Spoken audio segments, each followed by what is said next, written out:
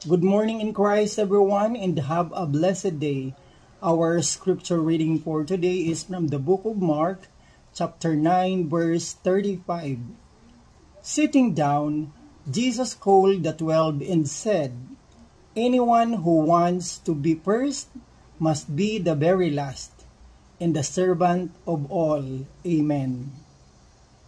Pagkaupo ni Jesus, tinawag niya ang 12 at sinabi, "Ang sinumang nagnanais na mauna ay dapat na maging huli at alipin ng lahat." Amen. Ang ating pong passage ngayon ay napakaganda dahil ang sabi ng Panginoon, ang sinumang gustong mauna ay dapat magpahuli. Dahil karamihan ngayon ay lahat nagmamadali. Gusto lahat ng